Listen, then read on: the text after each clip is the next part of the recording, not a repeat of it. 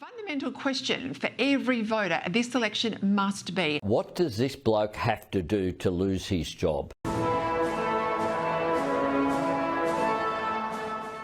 At the halfway point in the 2004 election, Newspoll had Labor under Mark Latham ahead, 52.7, against the coalition, John Howard, on 47.5.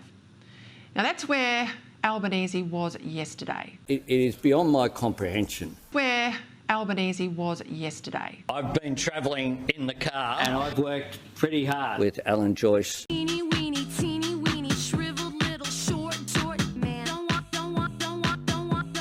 Certainly going to be a bittersweet moment for me. But he stepped aside. The truth is that... We know what happened to Latham. He didn't just lose the House of Reps in 2004. Labor was wiped out in the Senate as well, giving John Howard his famous majority. I've said this before too in relation to Tony Abbott. He was behind throughout the 2010 campaign before he ended up winning more seats than Labor. Scott Morrison was behind all year in 2019, including the campaign race, and then he had his miracle win. The fundamental question for every voter at this election must be, who do I rub out, Godfather? Are you better off now than you were 3 years ago? To which the clear resounding answer has got to be No. Why? Because it's my press conference. Why? I'm not a commentator. That's your job. Get out of here, you idiot! And today I'll make this point. Given that the fundamental job of government is to make people's lives better, that should be enough to rule out a second term for a government that's clearly failed. I have done exactly what I said I would do when I... Clearly failed. And tonight, the Prime Minister is under pressure over his broken promise on power bills.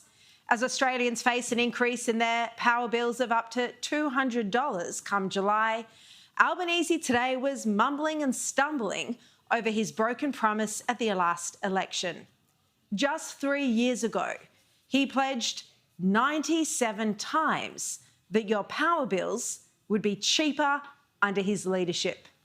You've seen this before, but it's just extraordinary to watch when we know that it was a commitment he never should have made because he was never going to deliver on it, and he knew it. And I know people are doing it tough. Anthony Albanese's refusal to even acknowledge and let apologise for that lie should disqualify him from a second term. And rightly so. To be honest, To be honest, if you look at the facts and the Albanese government's first term performance, I can't fathom how this election race is even close. They've racked up $1 trillion worth of debt. They've saddled us with deficits for the next decade. They've turned our one comparative advantage, cheap energy, on its head with its reckless renewables obsession that's just making Chinese factory owners making wind turbines and solar panels richer, while our pensioners here can't even afford their power bills. my mother dreamt of a better life for me, and I hope that my journey in life inspires Australians to reach for the stars. Now, politicians always say you've got to trust the voters. That's right. We have to trust the voters, even those exposed to constant leftist brainwashing in our schools and universities.